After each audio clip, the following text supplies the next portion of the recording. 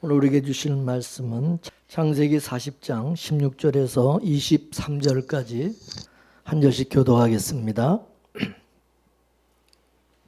떡 없는 관원장이 그 해석함이 기람을 보고 요셉에게 이르되 나도 꿈에 보니 흰떡 세 광주리가 내 머리에 있고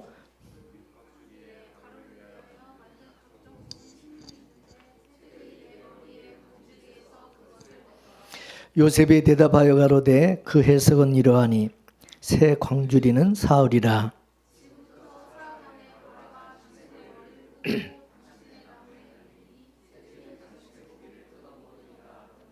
제3일은 바로의 탄일이라. 바로가 모든 신하를 위하여 장치할 때 술 맡은 관원장과 떡 굽는 관원장으로 머리를 그 신하 중에 들게 하니라.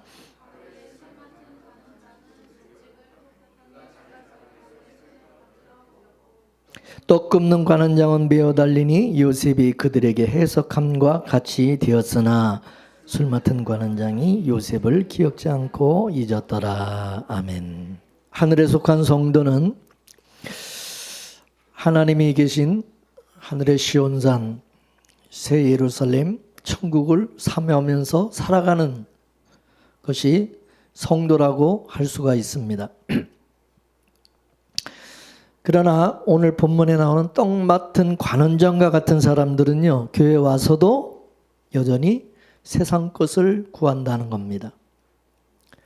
씨 뿌리는 비유에서 말씀하신 것처럼 말씀을 들어도 그 말씀을 한쪽 귀로도 있고 한쪽 귀로 다 흘러버리고 마귀가 그 말씀을 다 뺏어가 버리는 겁니다. 그래서 아무리 천국의 복음을 들어도 이런 사람들은 늘 땅의 이야기로 그 말씀을 듣는 겁니다. 성경도 전부 이 땅의 것으로 육적으로도 해석을 하는 겁니다. 그렇기 때문에 이런 사람들은 아무리 말씀을 많이 들어도 마치 중풍병자처럼 머리는 알아요. 머리는 하도 많이 들어가지고 지식으로는 다 아는데 이 손발이 안 움직인다는 거죠. 이 문둥병자처럼. 문둥병자는 누워서 꼼짝 못하지만 머리는 똑똑해서 다 알고 있잖아요. 손발이 안 움직여서 문제지. 이런 사람들은 사막의 떨기나무처럼 점점 그 심령이 메말라 간다는 겁니다.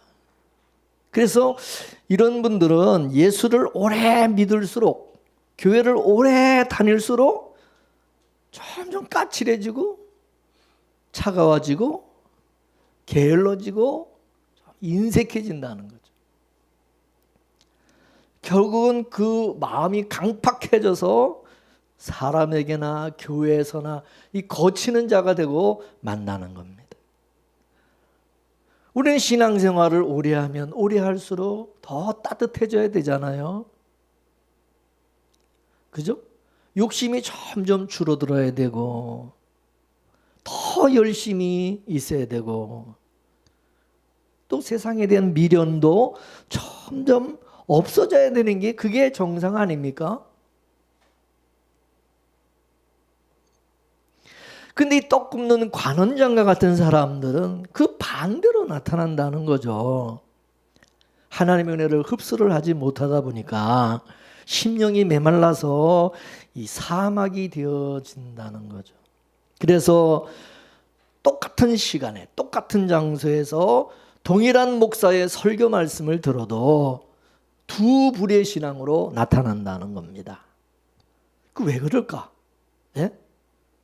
왜 똑같은 장소에서 시간에서 똑같은 말씀을 듣는데 왜 그게 다르게 나타나느냐? 그거는 각자가 하나님께 받은 꿈이 다르다는 거죠. 각자가 꿈꾸는 것이 다르다는 거죠. 각자가 추구하는 것이 다르다는 거죠. 각자가 그 가치관이 다르다는 거죠. 그래서 이 교회 안에도 곡식과 가라지가 있고요. 양과 염소가 있어요. 곡식과 가라지는 종자가 완전히 달라요. 양과 염소도 비슷한 것 같지만은 이게 종자가 다른 겁니다. 양이 뭐 진화가 돼가지고 염소가 되고, 예? 뭐 염소가 뭐 돌연변이 돼가지고 뭐 염소가 뭐 양이 되고 그런 거는 없다 이것입니다. 곡식이 어떻게 뭐 이게 돌연변이로 어떻게 해가지고 이게 뭐 가라지가 되고, 가라지가 어떻게 이게 뭐 돌연변이에서 뭐 곡식이 되고, 여러분 그런 게 있나요? 없다는 거예요. 양은 양이고 염소는 염소예요. 수천 년 수만 년이 흘러도 하나님이 창조하신 양은 그대로 양이고 염소는 염소다 그것입니다. 곡식은 곡식이고, 그죠? 콩은 콩이고 팥은 팥이지. 예? 가라지는 가라지지. 이게 뭐 세월이 오래 흐르면 이게 무슨 뭐 벼로 바뀌냐 이거예요. 아니다 이거. 그 본성은 절대 안 바뀐다 이거죠. 그래서 양 같은 성도는 애초부터 양이야. 양으로 태어나서 양같이 그렇게 행동하고 그렇게 살아요. 양. 염소 같은 그런 신자는 처음부터 이 염소기 때문에 이게 안 바뀐다 이거죠. 그래서 양은 낮은 곳을 지향해요. 염소는 항상 높은 곳을 지향해요. 희한해요. 그리고 곡식은요, 익으면 익을수록, 가면 갈수록 점점 고개를 숙여요. 겸손해지고. 이 가라지는요, 오래되면 오래될수록, 예수 오래 믿으면 믿을수록 이제 고개가 뻣뻣해지고 이 교만해져요. 강팍해지고 고개를 빳빳하게 쳐드는 거야. 양과 곡식은 아주 순종적입니다. 염소와 가라지 같은 사람은 불순종입니다.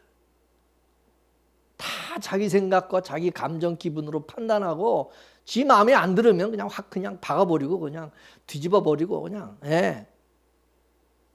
자기 그냥 성질대로 하는 거야. 자기 생각대로 그냥 하는 거야. 지 마음대로 그냥. 예수도 자기 마음대로 믿는 거고. 양과 곡식은요, 늘 겸손할 수밖에. 자기를 죽이니까. 나는 없어요. 염소와 가라지는 시퍼렇게 자기가 살아있어요. 자기가, 내가. 그 사람들 입에서는 항상 내가. 내가 뭐 어떻게 했고, 자기가 뭐 어떻게. 그 교만하고, 늘 지자랑이고. 주님이 없어요. 뭐 주님이 뭐 했다. 그 사람들 입에 옆에서 들어보면 뭐 주님이 주께서 뭐 이런 말 들어보질 못해요. 가만히 보세요. 그 사람들은 늘 자기가 자기가 뭐 어떻게 했다. 맨 다른 사람들하고 얘기할 때도 보면 맨 자기 얘기한 자기가 뭐 어떻게 했지. 그래서 양은요, 1년을 믿어도 양처럼 믿고 10년을 믿어도 50년을 믿어도 양처럼 믿어요. 마찬가지로 염소는요, 1년을 믿어도 연속처럼 믿고 10년을 믿어도 50년을 믿어도요, 이게 안 바뀌어요. 염소처럼 그냥. 양은 그냥 양의 성질대로 사는 것이고 염소는 염소의 성질대로 살아가게 되어 있다는 거죠. 어릴 때는요, 비슷해. 어릴 때는 그게 잘 안 나타나죠. 근데 이게 이제 점점 이게 커지면, 이게 자라면 그 성질과 그 정체성이 이제 확연하게 드러나기 시작합니다.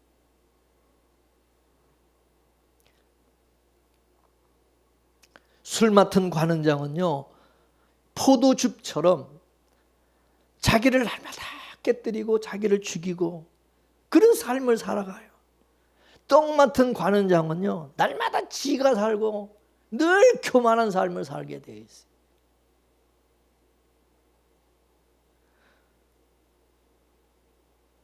하나님이 그렇게 만드셨어요.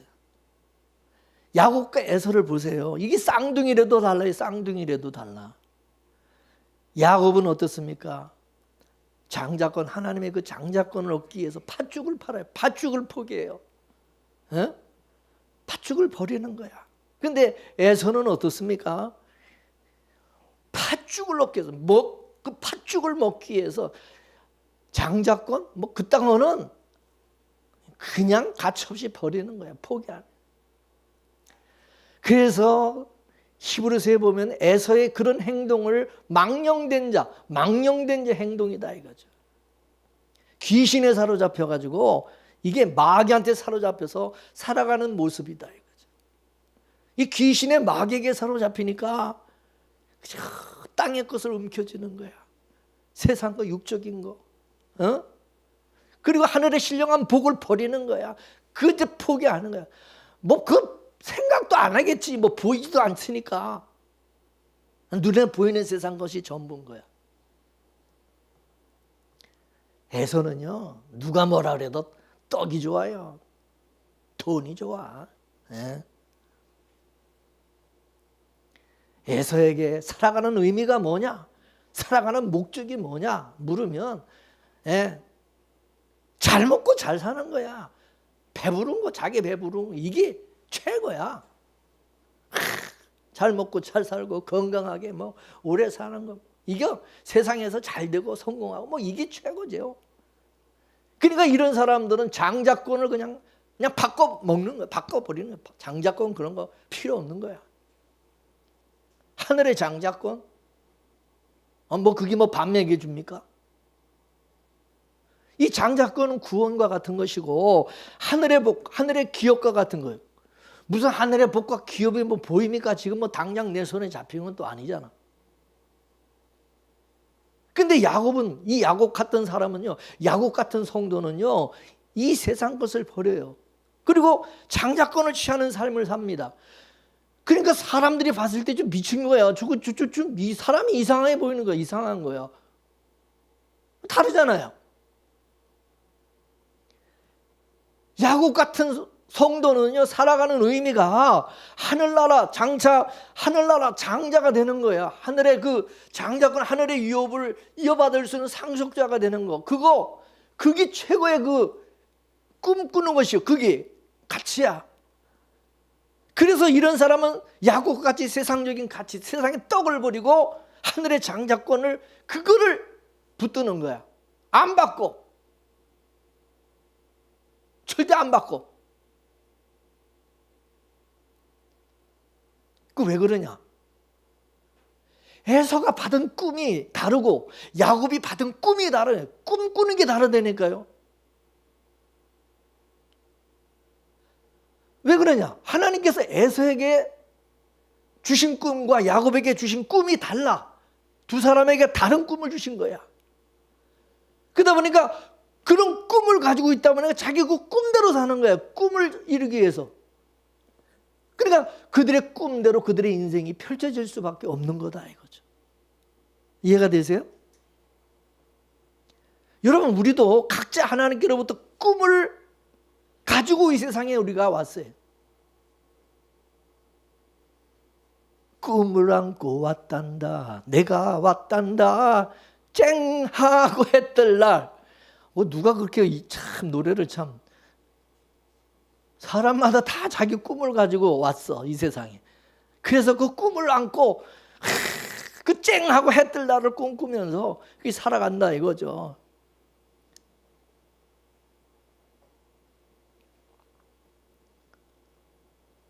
예수님이 이 세상에 오시기 전에는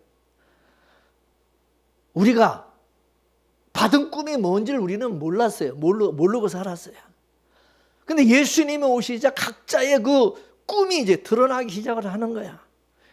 예수님을 영접하는 사람이 있고, 그래서 예수를 믿고 하늘을, 천국을 꿈꾸는 사람이 있는가 하면, 아무리 뭐 얘기해도, 귓구멍에도 예수 믿는 거 그런 건 아예 관심도 듣지도 않고, 예수님 영접하지도 않고, 예수님 거부하고 그냥 이 땅의 것만 바라보고 살아가는 사람이 있고, 이게 다 나눠진다는 거죠. 예수님을 영접하는 사람, 예수를 따르는 사람, 이 사람 뭐요? 은혜에 속한 사람이에요. 하늘에 속한 사람이에요. 예수를 거부하고 예수 믿지도 않고 그냥 그저 세상 거 육적인 길을 따르는 사람, 이 법에 속한 사람이다 이거죠. 그 안에 예수가 있는 사람은 그 은혜로 사는 것이고요.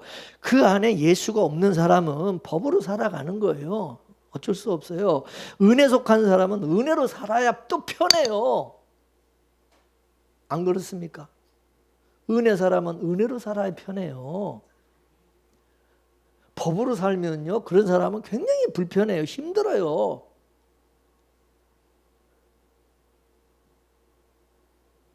그래서 은혜로 살아가게 되는 거야. 반대로 법에 속한 사람은요, 법으로 살아야 이 사람은 편한 거야. 은혜로 살면 불편해요. 율법적인 신앙을 가진 그런 교회 가야 이런 사람들은 아주 기가 살아요. 좋아. 이런 사람들은요, 그런데 가야 막 이게 막 알아주고 막 이게 율법 신앙이 굉장히 좋거든요. 맞거든요, 자기한테.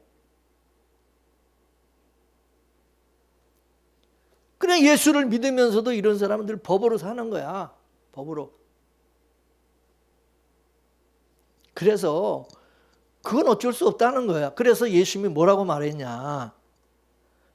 그 쌓은 선에서 선이 나오는 것이고 그 쌓은 악에서 악이 나오는 것이라는 거예요. 자기 안에 있는 그것이 드러난다. 자기 안에 있는 그 본성이, 자기 안에 있는 그 꿈이 그게 드러난다는 거예요. 그래서 따라서 열매로 그 나무를 안다.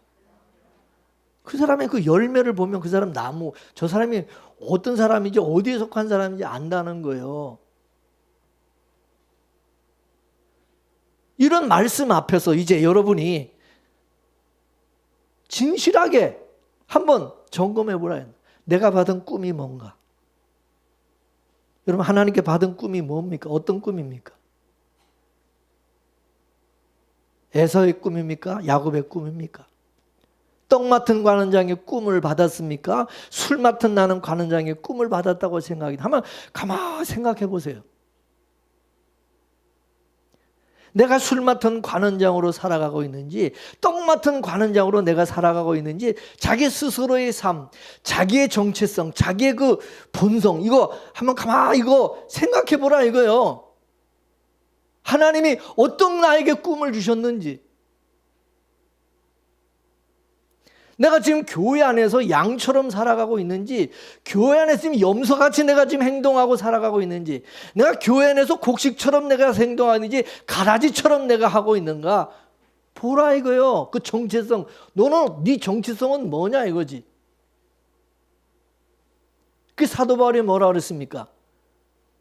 따라서 너희 스스로 확증하라. 네 스스로 가서 확증하라. 너희 안에 그리스도가 계시지 않으면 그 사람 너는 버려온 자라 그랬어요. 네 스스로가 한번 진짜 네 꿈이 예수 그리스도가 네 안에 있느냐는 거예요. 진짜 없으면 그건 버린 사람, 하나님이 너는 버린 사람, 하나님이 버린 사람이라는 거예요. 그러면 예수 그리스도가 계신 사람, 예수 그리스도가 그 안에 있는 사람은 어떻게 하겠어요? 예수님이 가신 길을 따를까요? 안 따를까요? 따를까요? 안 따를까요? 아니, 그 안에 예수가 계신 사람은 예수님이 가신 길을 따라갈 수밖에 없고, 그리고 예수의 운명으로, 예수님의 팔자로 살 수밖에 없다는 거죠. 그럼 그 안에 예수 그리스도가 없는 사람, 예수 그리스도가 계시지 않은 사람은 어떻게 살까요? 예수 그리스도를 따를까요? 자기 욕망을, 자기 꿈을 이루기 위해서 열심히 달려가겠죠. 표대가 다른 거예요. 표대가. 그래서 우리가요, 누구를 탓할 필요가 없어요.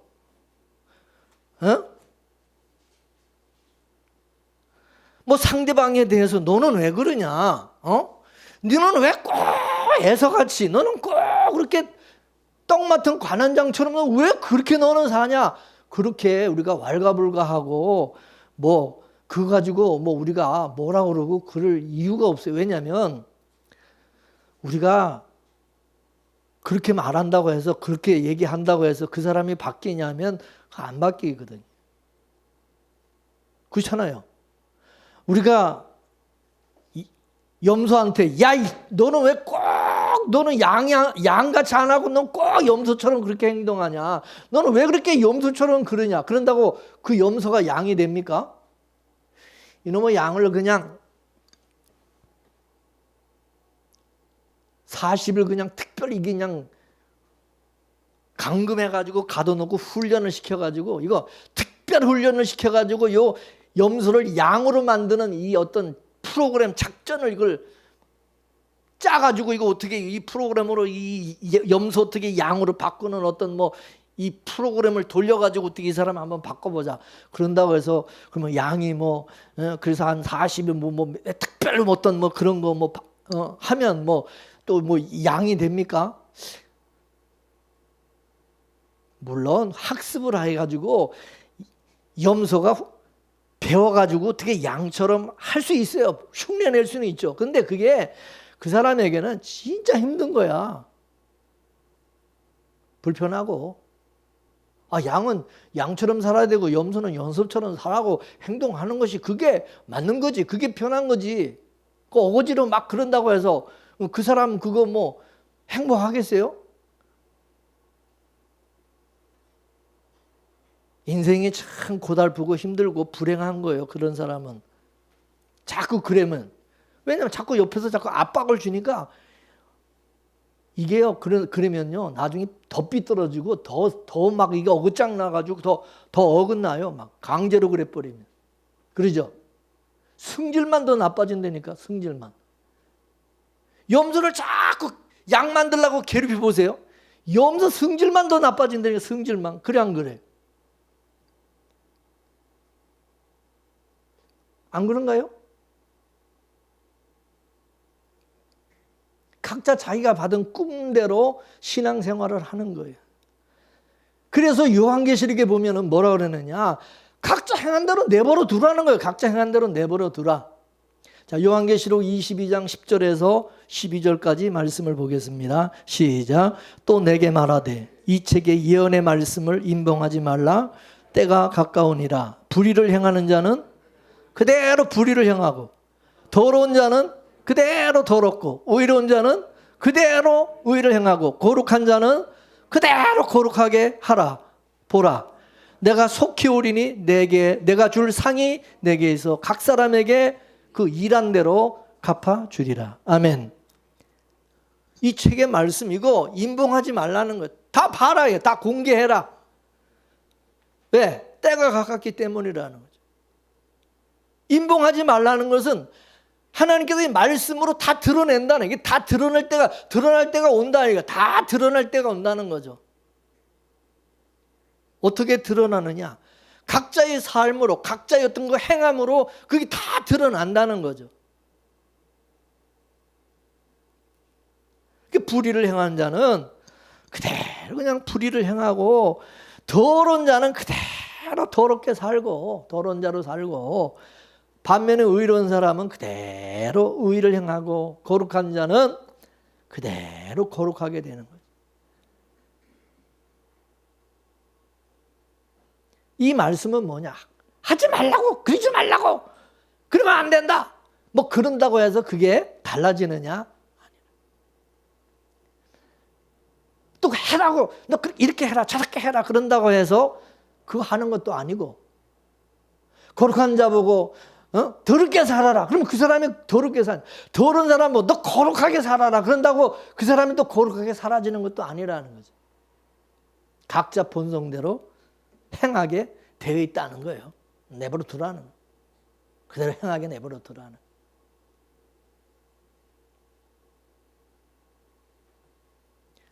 의가 좋은 사람은 의를 행하게 되어 있어요. 의를 행하게. 불의가 좋은 사람은 불의를 행할 것이다. 거룩한 사람은 거룩하게 살 것이고 더러운 거 좋아하는 사람은 더럽게 살 것이고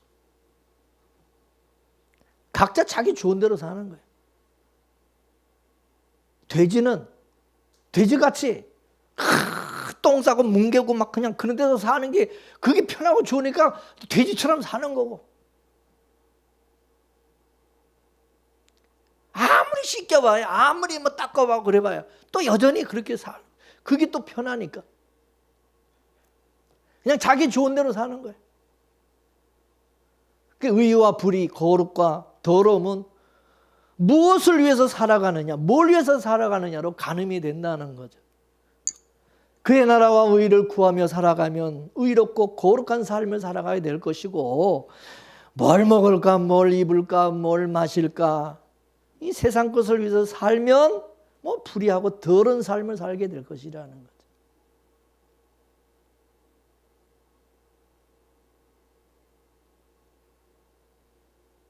그래서 예수님이 재림하시면, 예수님이 다시 오시게 되면 그냥 자기가 행한 대로, 자기가 산 대로 심판을 받게 된다는 거죠. 행위대로. 그래서 거룩한 자는 거룩한 곳으로 보내지고 더러운 자는 더러운 곳으로 보내지는 것이고. 여러분, 지옥이 체질인 사람은 지옥에 가야 편합니다. 천국의 백성은 지옥 가서 못 살고, 지옥의 백성은 천국 가서 못 살아. 적응이 안 되는 거예요. 의로운 사람은 의의 나라에서 살아야 좋은 거예요. 편하고. 불의한 사람은 불의의 나라에 살아야, 이 사람들은 완전히 기가 살고 그냥 살판 나는 거야. 천국이 좋은 사람 천국에서 살아야죠. 지옥이 좋은 사람 지옥에서 살아야죠. 오늘 본문을 보면 참 재밌는 장면이 나오는데요. 요셉의 술 맡은 관원장의 꿈을 이제 먼저 해석을 해주죠. 그리고 나서 떡 맡은 관원장의 꿈을 그 다음에 나중에 해석을 해 주었어요. 근데 16절, 오늘 본문 16절 말씀을 보시게 되면 떡 굽는 관원장이 그 해석의 기람을 보고 그랬어요. 무슨 말이에요? 요셉이 술 맡은 관원장의 꿈을 길몽으로 해석해 주는 거야. 이 길몽으로 해석해 주는 것을 보고 떡 맡은 관원장도 그걸 듣고 옆에서 자기 꿈도 해석해 달라고 그랬다는 거죠. 자기 꿈도. 이 얘기는 뭐냐? 떡 맡은 이 관원장은 꿈을 해석해 달라고 말하고 싶은 마음이 없어요. 해석해 달라는 그런 마음이 없었어요. 처음에는. 근데 요셉이 술 맡은 관원장의 꿈을 이렇게 좋게 해석해 주는 거, 그걸 보고 나서 자기 꿈도 해석해 달라고 그랬어요. 만일에 술 맡은 관원장의 꿈을 나쁘게 안 좋게 해석을 했으면은 떡 맡은 관원장 자기 꿈을 해석해 달라고 그랬겠어요? 안 했을 거예요. 네. 근데 술 맡은 관원장의 꿈을 아주 좋게 해석을 해주나? 좋게 해석을 해주니까 욕심이 발동을 한 거죠. 그래서 자기 꿈도 해석해 달라고 그래요. 자기 꿈도. 내 꿈도 좀 해석해 달라. 그 전에 사람이 뭐 옆에서 잘 되는 거 보면 괜히 자기도 막 잘 되고 싶어서 막 그러잖아. 옆에 사람 안 좋으면 자기도 또 안 좋을까 봐 막 재수 나쁘잖아. 걔 기분 나쁘니까 그냥 안 하려고 그러잖아. 해라도 안 하잖아. 그죠? 무서우니까. 걔 또 안 좋게 얘기할까 봐 얘기 안 하잖아. 좋게 나오면 자기도 그냥 뭔가 그냥 기대가 있어가지고 막 나도 좀 해달라고 막 이러잖아요. 사람들이. 이게 신약식으로 말하면 예수님께서 감옥 같은 이 세상에 오셨어요. 세상이란 이 감옥 속에는 두 부류의 사람이 있는데, 하나는 바로 술 맡은 관원장 같은 사람이 있고 떡 맡은 관원장 같은 사람이 있는 거예요. 술 맡은 관원장처럼 천국 가는 꿈을 받은 사람이 있는가 하면, 떡 맡은 관원장처럼 죽어서 지옥 가는 꿈을 받은 자가 있다 이거죠. 그러니까 예수님께서 오셔가지고 12 제자들을 택하시고 이 12 제자들을 데리고 다니면서 많은 기적을 행하시고 많은 표적을 행하시고 막 그 시대 센세이션을 일으킨 거예요. 그죠? 요즘 말로 아주 핫한 거야. 그러니까 자연히 사람들이 시선이 예수님에게 쏠리게 된 거죠. 예수님이 완전히 주목을 받은 거야. 그냥 예수님이 주목을 받으니까 누구도 어깨가 으쓱해져요? 예? 예수님 따라다니는 제자들도 어깨가 으쓱해지고 올라가는 거죠. 예수님의 12 제자들이 이제 옆에서 같이 그냥 이게 막 목에 이제 힘들게 되는.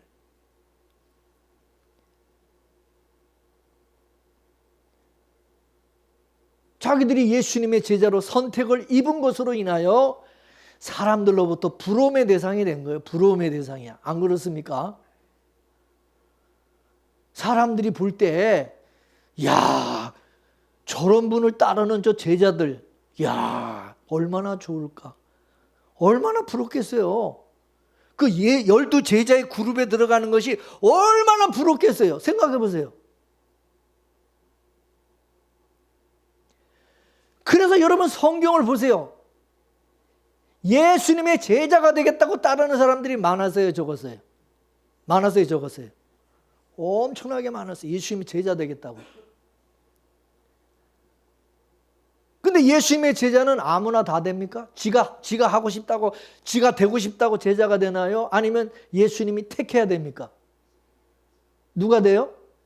예수님이 택해야만 되지, 지가 아무리 제자 되겠다고 따른다고 되는 게 아니에요. 그죠? 선택을 입어야 돼. 그럼에도 군중들이, 많은 사람들이 자기가 예수님의 제자가 되겠다, 열심히 예수님 따라가지고 예수님의 눈에 들어서 자기도 예수님의 제자가 한번 돼보겠다, 막 열심히 따른 사람들이 많았던 것입니다. 이 사람들이 왜 그렇게 앞다퉈서 예수님의 제자가 되겠다고 그렇게 막 예수님에게 따르고 막 그랬을까요? 가만히 보니까 이게 오래지 않아서 예수님이 어떻게 될 것 같아요? 예수님이 어떻게 될 것 같아요? 예? 점점 인기가 올라가고 사람들로부터 이제 주목을 받고 그러다 보면 어떻게 돼요? 그 나라 정권을 누가 잡아?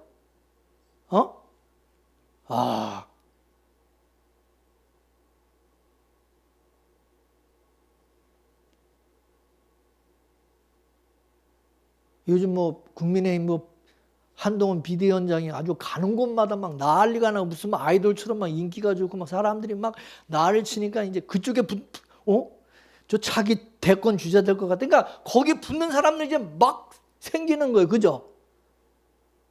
여러분 사람들이요, 누가 이렇게 뭐 주목도 안 받고는 그런 사람 따르지도 않아요. 거기 붙지도 않아. 딱 봐서 누가 인기가 있고 누가 차기 대권 이 주자가 누군가 그걸 잘 봐가지고 거기 딱 붙어야 되는 거야. 그죠? 예수님이 정권을, 그 당시 사람들이 예수님을 임금으로 삼으려고 얼마나 그랬어요. 임금. 예수님의 인기가 얼마나 대단하면 예루살렘에 입성할 때 사람들이 막 낙이 타고 입성하는 예수님에게 막 호산나 이런 거 이거 꺾어가지고 막 흔들면서 막 다윗의 이름으로 오시는 이여 호산나 막 이러면서 막 카페트 옷 벗어 카페트 다 깔아드리고 막 난리가 났죠. 막 난리. 이건 지금으로 말하면 뭐 아이돌 뭐 그 이상의 막 인기가 막 예수님 대단했던 거죠. 그러니까 정권을 예수님이 임금이 돼버리면 12 제자들 완전히 그는 이제 논하는, 완전히 높은 자리에서 정권 한 자리씩 높은 자리 다 차지하는 거예요. 그러니까 사람들이 보니까 야, 예수님의 제자가 되면 뭐 어떻게 될 것 같아요? 잘 될 것 같아요. 출세하고 성공할 것 같은 거예요. 그러니까 너도 나도 예수님의 제자가 되겠다고 예수님에게 붙은 거야. 예수님이 쫓던 거야. 이런 사람들이 누구라고? 떡 맡은 관원장과 같은 사람들이다. 떡 맡은 관원장 같은 사람. 이런 이제 예수님 지들이 자기가 이제 예수님 제자 되겠다고 막 예수님을 쫓는 사람들에게 예수님이 그냥 초를 쳐버렸어요. 초를 쳤어요. 뭐라고 초를 쳤어요? 누가복음 14장 26절에서 27절까지 보겠습니다. 시작. 무릇 내게 오는 자가 자기 부모와 처자와 형제와 자매와 및 자기 목숨까지 미워하지 아니하면 능히 내 제자가 되지 못하고 누구든지 자기 십자가를 지고 나를 쫓지 않는 자도 능히 나의 제자가 되지 못하리라. 33절 시작. 이와 같이 너희 중에 누구든지 자기 모든 소유를 버리지 아니하면 능히 내 제자가 되지 못하리라. 야, 제자가 되는 이게 자격이 엄청 쉬워요, 힘들어요? 예? 아무나 되는 게 아니에요. 가만 보니까 이게 지금으로 말하면 요즘 이제 국회의원 선거가 앞에 있으니까 각 당에서 이제 그 출마하는 사람들 그거 이제 공천하잖아, 그지? 공천 심사하잖아. 그 심사 기준이 있잖아, 그지? 기준이 이제 이 상당히 까다로운 거예요, 지금, 그죠? 또 요한복음 6장 65절, 66절까지 말씀을 보겠습니다. 시작. 또 가라사대 이러함으로 전에 너에게 말하기를 내 아버지께서 오게 하여 주시지 아니하시면 누구든지 내게 올 수 없다 하여 너라 하시니라. 이러므로 제자 중에 많이 물러가고 다시 그와 함께 다니지 아니하더라. 아멘. 예수님께서 제자가 되겠다고 수많은 사람들이 따르니까 제자가 되는 길은 부모나 자식이나 전토를 벌이고 자기 소유와 목숨까지도 다 버려야 되는 길이 예수님의 제자가 되는 길이다. 이거를 정말 아는 사람은 예수님 따를까 안 따를까요? 제자가 돼가지고 출세하는 줄 알았는데 잘 될 줄 알았는데 이거 완전 망하는 거예요. 이거 보니까 이거 망하는 거예요. 따라야 안 따라요 이러면. 여러분 12제자들 결국 다 어떻게 됐어요? 다 순교하고 다 죽었어요. 사도 바울 어떻게 됐어요? 예? 죽었어요. 순교했어요. 그러면 예수님의 제자가 되는 것이 그렇게 죽음의 길이다. 그러면은 그거 안다면 목사 되고 싶겠어요? 그래도 목사 되고 싶은 사람 손 들어봐. 저도 처음엔 몰랐어요. 이게 어떤 길인지. 그래서 저는 목사 되고 싶어서 저도 어릴 때는 목사가 되겠다는 그게 있었어요. 근데 이게 가면 갈수록 가만히 보니까 이게 좋은 게 아니라 이게 망하는 길이라는 거라는, 이게 굉장히 힘든 길이라는 게 이제 철이 들기 시작하면서부터 난 죽어도 안 해, 이제. 난 이제 안 해. 이제 이렇게 돼버린 거지. 야. 시골에서 목사님 사택이 바로 우리 집 옆에 같이 이렇게 붙어서 있었어요. 우리 목사님, 전도사님, 목사님들이 오시면 옆에 사택에 우리 집이 옆에 바로 있어가지고 옆에서 가만히 이렇게 보니까 처음에는 멋있는 것 같았는데 좋은 것 같은데 가만히 보니까 굉장히 힘든 거예요. 참 어려운 거야 그 길이. 이게 알면서 점점 목사가 되고 싶은 마음이 자꾸 사라지더라고. 여러분 얼마 전까지만 해도 한국 교회 목사들을 보니까 이게 목사가 되는 길이 죽는 길이 아니라 이게 잘 살고 명예를 얻고 막 교회에서 완전히 예수님처럼 군림해가지고 이게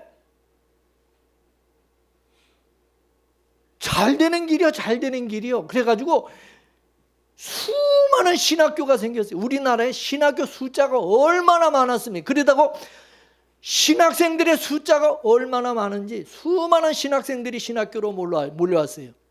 왜? 목사가 되면, 큰 교회 담임 목사가 되면 이거는 망하는 길이 아니라 세상에서 이거 완전히 성공흥하는 길이야. 취직하기도 어려운데 목사 되면 팔자가 필 것 같이 보이는 거야.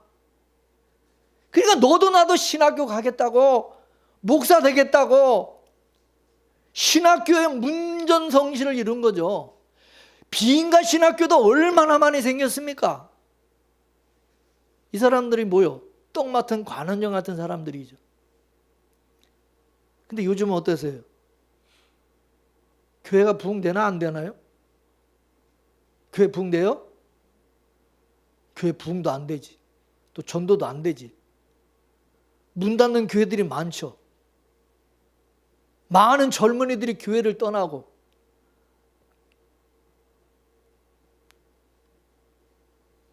신자들도 점점 코로나 사태를 겪으면서 아주 교회가 반으로 줄어든 교회도 많거든요. 교회 가보면 늙은이들만 있어요. 나이 든 사람들만 있고. 비전도 없어 보여요, 교회. 뭐 젊은 사람들, 주일학교는 아예 없으니까. 그것도 교회도 점점 힘들어지고, 목사님도 생활이 점점 어렵고, 이 목회 생활이 점점 어려지다 보니까 신학교 들어가는 사람이 많을까요? 적을까요? 신학교 문 닫는 데가 많을까요? 새로 시작하는 데가 많을까요? 목사 되려는 사람 많아요, 적어요? 목사 되려는 사람이 이제 없어져 버렸어요. 지금 걱정이 뭔지 아세요? 기존의 교회에 담임 목사님 이제 은퇴하면 후임자가 어디 구할 수가 없어요. 없어요. 목회하려는 사람이 없어요. 우리 노회 만나도 그러잖아요. 제가 옛날에 노회장 할 때만 하더라도요, 1년에 이 목사 안수를 제가 수십 명 줬어요. 이 수십 명 안수를 해서 목사 후보생이 막 수십 명, 우리 노회만 해도, 우리 교단 떠나서 우리 노회만 해도 얼마나 많았는지 몰라요. 지금은요, 점점 줄어들어가지고, 작년에 우리 이정현 목사 목사 안수 받을 때 몇 명 받았어요? 예? 딱 2명. 우리 노회가, 안양노회가 우리 교단에서 그래도 제일 큰 노회인데 딱 2명 목사 안수 받았어. 옛날에 목사님들이 자기 자녀들 목사 만들려고 얼마나 그랬어요. 지금은요, 자기 아들, 자기 자식 목사 만들려는 목사 없어요. 목회자 자녀들도요,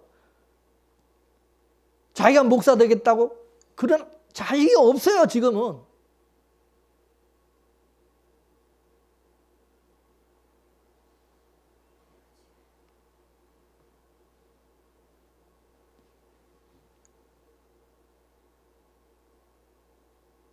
심각합니다. 그래서 예수님이 뭐라고 그러냐?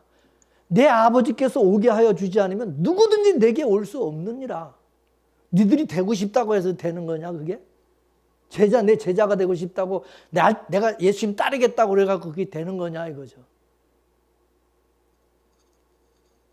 하나님이 택하시고 하나님이 제자가 되게 해주시지 않으면 안 된다, 그 말입니다. 하나님의 부르심과 사명과 목사가 되는 그런 사람들이 많지가 않은 거예요. 그러나 이런 사람들이 바로 술 맡은 관원장과 같이 하나님의 부르심으로 목사가 된 그런 사람들은 자기 몸을 던져서 복음 전하는 것입니다. 그 길이 아무리 힘들고 어렵고 십자가의 길이고 죽음의 길이라 할지라도 나는 가리라. 주의 길을 가리라. 십자가의 길을 가리라. 간다니까요. 이런 분들은, 이런 사람은 희귀합니다. 대부분의 목사의 그 화려함을 보고, 그 화려한 것을 보고 목사 되겠다고 하는 이런 사람들이 많은 겁니다. 그러니까 지금 또 어려우니까 목사 되겠다는 사람이 눈 씻고 받은지는 없어져 버린 거. 없어요. 신학교 다 문 닫아요. 우리 교단 신학교 지금 다 문 닫았어요. 뭐 누가 들어와야지, 누가 입학을 해야지. 지원을 안 하는데.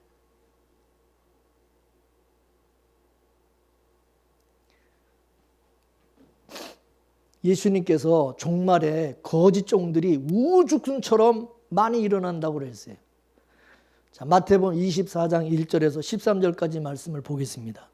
다 같이 읽습니다. 시작. 예수께서 성전에서 나와서 가실 때에 제자들이 성전 건물을 가리켜 보이려고 나오니 대답하여 가라사대 너희가 이 모든 것을 보지 못하느냐? 내가 진실로 너에게 이르노니 돌 하나도 돌 위에 남지 않고 다 무너뜨리우리라.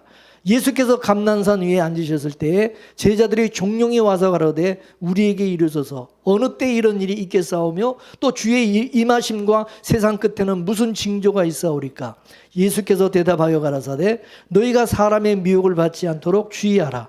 많은 사람이 내 이름으로 와서 이르되 나는 그리스도라 하여 많은 사람을 미혹해 하리라. 난리와 난리 소문을 듣겠으나 너희는 삼가 두려워 말라. 이런 일이 있어야 하되 끝은 아직 아니니라. 민족이 민족을, 나라가 나라를 대적하여 일어나겠고 처처에 기근과 지전이 있으리니 이 모든 것이 재난의 시작이라. 그때 사람들이 너희를 환난에 넘겨주겠으며 너희를 죽이리니 너희가 내 이름을 위하여 모든 민족에게 미움을 받으리라. 그때 많은 사람이 시험에 빠져 서로 잡아주고 서로 미워하겠으며 거짓 선지자가 많이 일어나 많은 사람을 미혹해 하겠으며 불법이 성함으로 많은 사람의 사랑이 식어지리라. 그러나 끝까지 견디는 자는 구원을 얻으리라. 아멘. 예수님께서 예루살렘 성전이 다 무너질 것이라고 말씀을 하니까 제자들이 예수님에게 그런 일이 언제 일어나겠습니까? 라고 물었어요.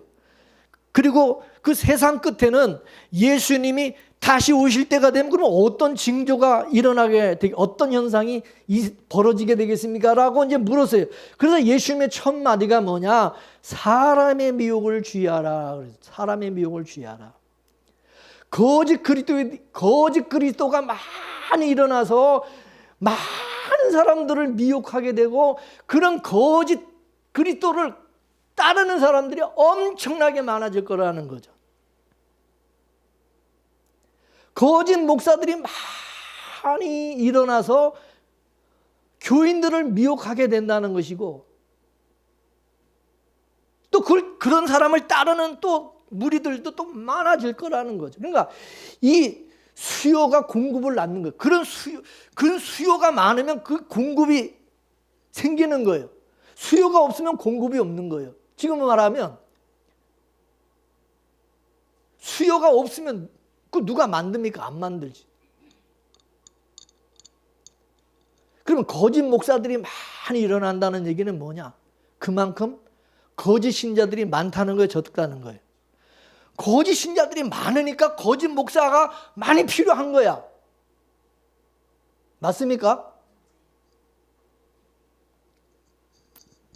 거짓 목사를 원하는 그런 교회와 그런 사람들이 많다 보니까 거짓 목사를 자꾸 만들고 세워서 또 거짓 목사가 판을 치는 거예요. 맞습니까? 그럼 거짓 목사들이 뭘로 그럼 미혹을 하냐? 뭘 가지고 미혹합니까? 마태복음 4장에서 마귀가 예수님을 미혹하는 그걸 보면 잘 알 수가 있는 거죠. 마귀가 예수님에게 뭐라고 미혹을 했습니까? 야, 네 하나님의 아들이라며. 네가 하나님의 사랑받는 아들이라며. 아니 하나님의 아들이 그렇게 못 먹고 그렇게 굶주리고 살아서 되겠냐? 이 돌들을 떡이 되게 해라. 떡이 되게 해서 만들어. 잘 먹고 자서 우리가 번지르름하고 뭔가 좀 풍채가 있고 뭔가 그래야 사람들이 뭐 이렇게 있어 보여야 뭐 따르고 그럴 거 아니냐. 네가 하나님의 아들이라고 사람들이 좀 인정해주고 그럴 거 아니냐. 이거는 뭐 피식도 못 먹어가지고 그렇게 그냥 40일 금식해가지고 완전히 그냥 뭐 가죽만 남아가지고 해석해. 그럼 누가 너를 하나님의 아들로 인정하겠냐. 사람들이 너 보고. 잘 먹고 잘 살아야지. 하나님의 아들이라며. 그리고 네가 하나님의 아들이라면 성경 꼭대기에서 한번 네가 떼내려봐. 네가 떼내려봤는데 네가 떼내는데 사람들이 네 발이 땅에 닿기 전에 이렇게 다 이렇게 받들고 뭐 하나님의 아들이 땅에서 이렇게 높은 데서 떨어지면 하나님이 가만히 있겠냐? 천사를 명의해가지고 천사가 네 발이 떨어지기 전에 발이 닿기 전에 딱 이렇게 받아줄 거 아니냐? 그러면 사람들이 그걸 보고 이야 진짜 하나님의 아들 맞네. 그럴 거 아니냐 이거지. 그리고 또 뭐라 그럽니까? 네가 나한테 한 번만 절해봐. 네가 나한테 한 번 절하면 이 세상의 모든 세상의 영광과 부귀 영화 그거 다 너에게 줄게. 마귀가 예수님을 그렇게 유혹을 했잖아요.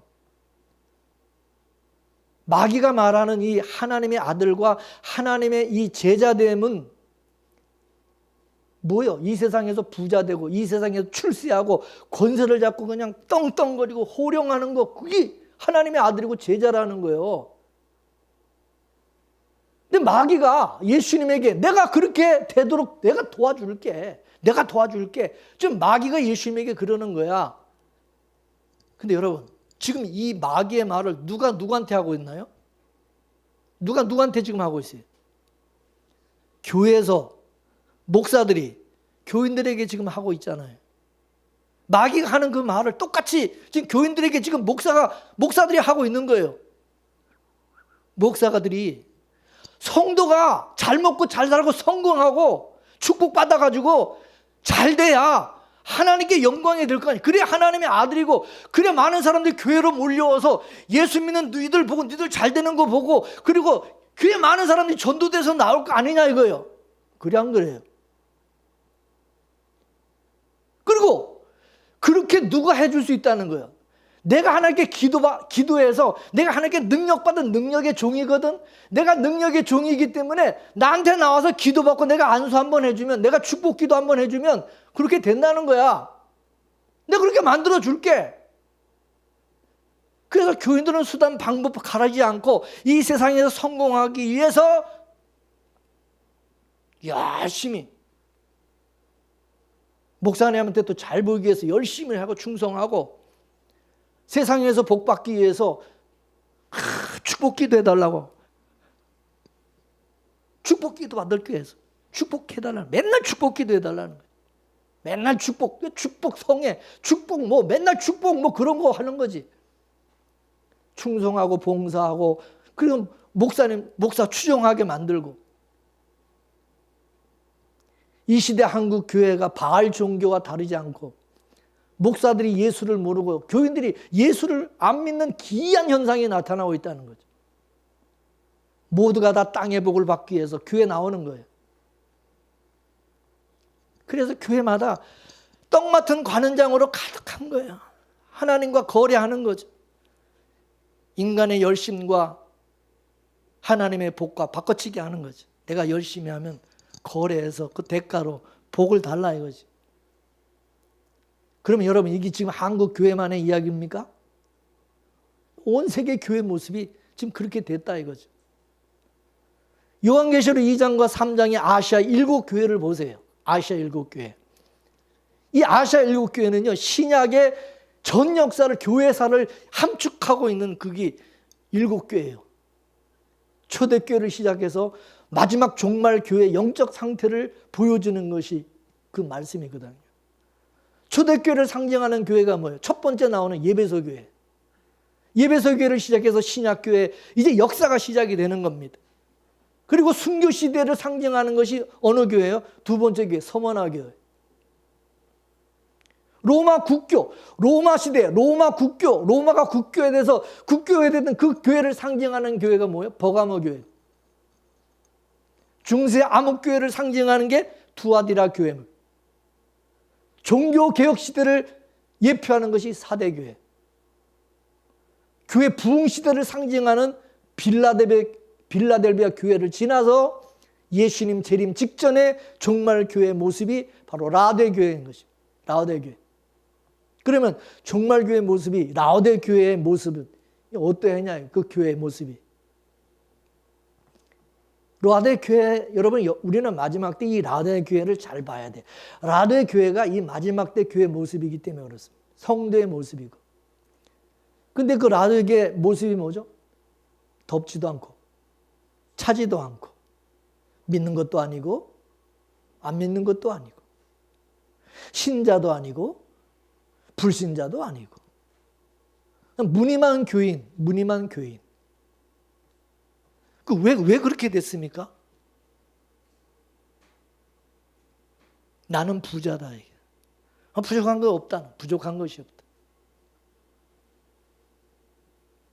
내가 부족한 것이 없는데, 내가 배불러운데 뭐 그렇게 열심히 내가 하나님을 찾고 기도하고 뭐 열심히 할 필요가 뭐 있습니까? 나 돈 잘 벌고 잘 먹고 잘 사는데, 편안한데 아쉬운 게 없어요. 그러니까 신앙생활을 어떻게 해요? 취미생활로 하는 취미생활, 동호회 모임으로 하는 거예요. 교회 가서 그냥 취미생활처럼 모여서, 이게 즐겁죠. 우리 모여서 이렇게 하는 게. 그냥 등 따숩고 배부르니까 하나님 나라에는 관심 없고, 그래서 모두가 예수님을 저 문 밖으로 쫓아내요. 문 밖으로 다 쫓아내는 거예요. 교인들의 마음에 예수가 없어요. 교회에 예수님이 없어요. 그들 속에는 예수님 대신에 세상의 왕인 가이사 화상이 그려져 있어요. 그런데 하나님께서 진단을 하길 뭐라고 진단하냐? 라도교회를 곤고하고 가련하고 가난하고 눈이 멀고 벌거벗고 완전히 벌거벗은 사람. 심령은 피폐해져서 영적으로 다 소경이라는 거예요. 소경. 거기다가 예수 그리스도의 의의 옷, 예수 그리스도로 옷 입어야 되는데 예수 그리스도 옷은 다 집어내 던지고 다 인간의 의, 자기 의로 다 이렇게 치장을 하고 있는 거죠. 자기 의로. 그래서 예수 뭐라 그러죠? 불로 연단할 금을 사서 부유하게 만들어놔요. 불로 연단된 금을 사라는 거예요. 그거는 그 믿음의 불순물들을 다 제거하라는 불순물들. 인간의 의의를 싹 다 버리고 예수 그리스도의 의의를 입으라는 거죠. 예수 그리스도의 의의. 오직 예수님의 그 십자가의 그 공로, 그 은혜. 예수에게로 돌아오라는 거예요. 예수에게로. 오직 예수만 있어야 된다는 믿습니까? 그럼 무엇이 이렇게 예수를 떠나게 만들었어요? 세상의 풍요라는 거죠. 물질적인 풍요가 예수님을 떠나게 만들었다는 거죠. 교회가 부자가 된 거예요. 성도들이 부자가 돼버린 거예요. 이 시대 교회들은 예수님의 초림 때 구약교회처럼 강도들이 우글거리는 장사꾼의 소굴이 되고 말았어요. 이 교회가.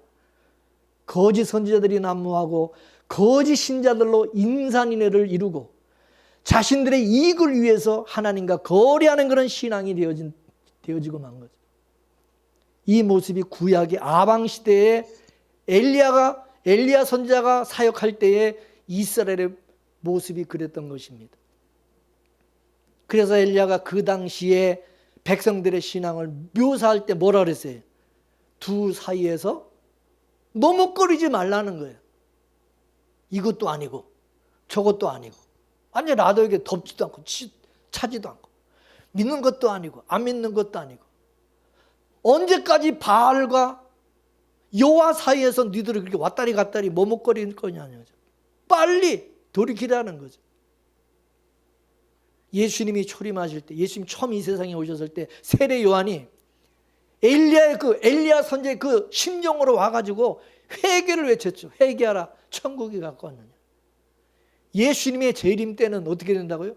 두 증인들이 엘리야의 심정으로 회개를 촉구하게 될 것이라는. 그것이 요한계시록 11장에 나오고 있어요. 그 두 증인들이 교회 가서 땅에 거하는 자들을 책망을 하는 거죠. 땅에 거한다는 것은 뭐 세상 것을 추구하고 세상 것에 안주하고 있는 것, 세상의 부여와 사치로 연락을 하고 있는 것입니다. 그 모습을 요한계시록 17장, 18장에서 그걸 확대해서 보여주고 있는 겁니다. 요한계시록 17장, 18장에서 이 종말의 타락한 교회를 일컬어서 음녀라고 그렇게 표현하고 있죠. 자, 우리 한번 봅시다. 요한계시록 17장 1절에서 6절까지 말씀을 한번 우리 읽어보겠습니다. 시작. 또 일곱 대접을 가진 시작. 또 일곱 대접을 가진 일곱 천사 중 하나가 와서 내게 말하여 가로되 이리 오라. 많은 무리에 앉은 큰 음녀에 받을 심판을 내게 보이리라. 땅의 임금들도 그로 더불어 음행하였고 땅에 거하는 자들도 그 음행의 포도주에 취했다 하고 또 성령으로 나를 데리고 광야로 가니라. 내가 보니 여자가 붉은빛 짐승을 탔는데 그 짐승의 몸에 참남된 이름들이 가득하고 7 머리와 10 뿔이 있으며 그 여자는 자주빛과 붉은빛 옷을 입고 금과 보석과 진주로 꾸미고 손에 금잔을 가졌는데 가증한 물건과 그 음행의 더러운 것들이 가득하더라. 이마에 이름이 기록되었으니 바알이라, 큰 바벨론이라, 땅의 음료들과 가증한 것들의 어미라 하였더라. 또 내가 보매 이 여자가 성도들의 피와 예수 증인들의 피에 취한지라. 내가 그 여자를 보고 기이 여기고 크게 기이 여기니. 아멘. 성령께서 사도 요한에게 음료를 보여주었어요. 여자 보니까 자줏빛과 붉은빛 옷을 입고 금과 보석과 진주로 아주 치장을 하고 있는 거죠. 손에는 금잔을 들고 있고 거기에 음행의 포도주를 담아가지고 마시고 있는 그런 모습입니다. 한마디로 부와 사치와 연락하며 왕노릇하고 있는 모습이죠. 자줏빛과 붉은빛 옷을, 이거는 왕이나 귀족이 입는 옷이죠. 이는 목사들이 왕노릇하고 있다는 거죠. 목사들이 교인들이 낸 헌금을 가지고 사치하고 연락하면서 교인들 위해 군림하고 있는 겁니다. 그래서 음료가 성도들의 피와 예수 증인들의 피에 취하여 있다고 하는 겁니다. 성도들의 피와 예수의 증인의 피에 취해 있다. 이거는 참 예수를 믿는 그런 사람들 다 죽이는 것이죠. 요즘식으로 말하면 참 복음을 전하면 욕하고 이단이라 그래가지고 매도를 하는 거예요. 그래서 요한계시록 18장 또 2절에서 5절까지 보게 되면 음료를 그러 뭐라 하냐, 각종 더러운 영이 모인 귀신의 처소다. 귀신의 처소. 이는 교회가 마귀의 말을 가르치고 있는, 귀신, 마귀가 똑같이, 마귀의 복음이, 하나님 말씀이 마귀의 말로 이게 전락을 해가지고, 그래서 이거를 가르치는 거예요, 성도들에게. 마귀가 예수님을 미혹했던 바로 그 말, 그 말씀을 목사들이 설교를 하고 있다. 그렇게. 이게 음행의 포도주라는 거죠. 포도주라는 것은 말씀을 상징하는 거예요. 근데 그 말씀이 뭐냐? 음행하게 만드는 말씀, 음행. 하나님의 말씀을 땅의 차원으로 이거를 해석하고 전하는 거예요. 그러니까 그 말씀을 듣는 교인들은 전부 이 땅의 복을 구하는 거죠. 이 땅의 복을 추구하는 거죠. 떡 맡은 관원장처럼. 그래서 하나님이 하신 말씀이, 너희는 내 백성 거기서 나오라고요. 거기서 나오라는, 그런 데서 나오라.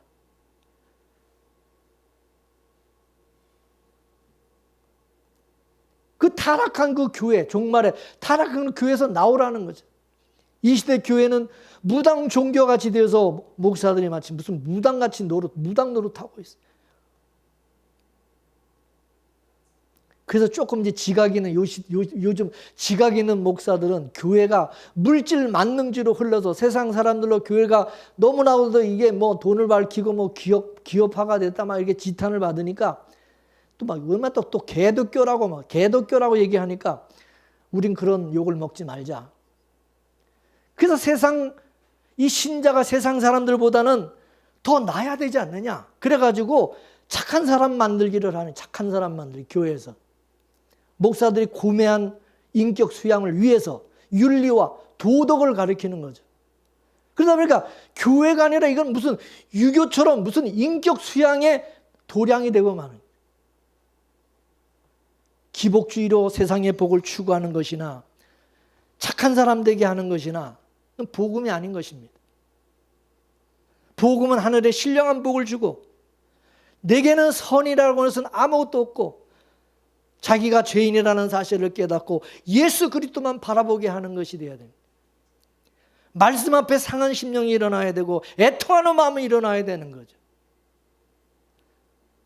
그래서 오직 예수 이외에는 소망이 없다는 사실을 알고, 예수가 답이고 예수가 생명이고, 그래서 예수님의 그 밥상에서 떨어지는 부스러기, 그 부스러기를 바라보는 스로본의 여인처럼 하나님의 은혜와 긍휼을 구하는 그런 것이 있어야 된다는 거죠. 신앙은 이 땅에서 성공하는 것이 아니고 고상한 무슨 인격 수양하는 것이 아니에요. 교회가 하나님의 말씀 앞에 자신의 무력함을 깨닫고 주여 불쌍히 여겨달라고 해야 되는 거예요. 하나님의 은혜가 아니면 난 살 수가 없습니다. 나는 내 의인은 요만큼도 없고, 술 맡은 관원장처럼 자기 자신을 비우고 예수 그리스도의 것으로 체험을 받아야 된다. 그래 나의 나된 것은 모두가 다 하나님의 은혜입니다. 이 고백이 나와야 된다.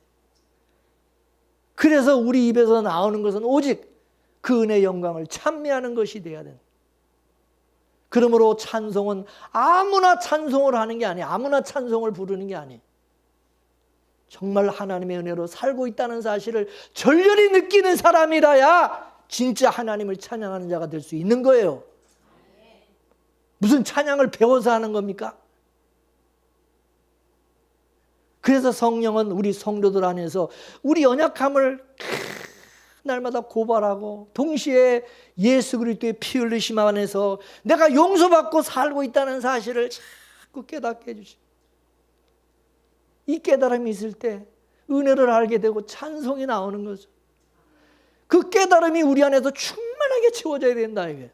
그럴 때 술 맡은 관원장처럼 자기 자신을 포도주처럼 하나님 앞에 으깨서 산제물로 드려지게 된다는 거죠.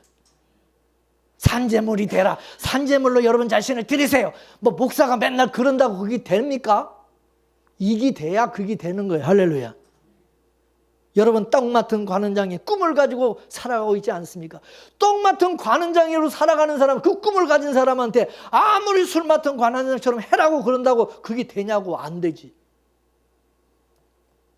원하기는 저는 술 맡은 관원장까지 되어서 자신의 연약함을 깨닫고 예수 그리스도의 피 흘리심 안에서 내가 용서받고 살고 있다는 것을 깊이 깨닫고 그 은혜 안에서 어떤 환경 속에서도 날마다 그 은혜에 감사하시고 찬송하며 주를 위해서 살아가는 그런 삶이 될 수 있게 되기를 주님의 이름으로 축원합니다. 축원합니다. 기도하겠습니다. 하나님 아버지 감사합니다. 하나님께서 우리에게 주신 놀라운 은혜를 이 시간 다시 한번 깨달을 수 있게 해주신 것 감사합니다. 우리 마음에 떡 맡은 관원장과 야곱과 같은 꿈을 주시고 요셉과 같은 꿈을 주셔서 오직 예수님만을 믿고 따르는 주님의 제자로 살아갈 수 있는 은혜를 우리에게 주신 것을 감사드립니다. 우리의 마음속에 창세전의 언약을 심어주신 것도 주님이시고 하나님의 백성으로 천국의 꿈을 가지고 하늘의 신령한 복을 구하며 살아가게 하심도 주님이신 것을 고백합니다. 우리에게 언약을 심어주시고 그 언약을 이루어가시는 이도 주님이신 것을 압니다. 그러므로 어떤 환경 속에서도 주님의 은혜를 깨닫게 하시고 늘 감사하며 찬송하며 살아가는 우리 모든 성도들 다 되게 하여 주옵소서. 예수님의 이름으로 기도 올려옵나이다. 아멘.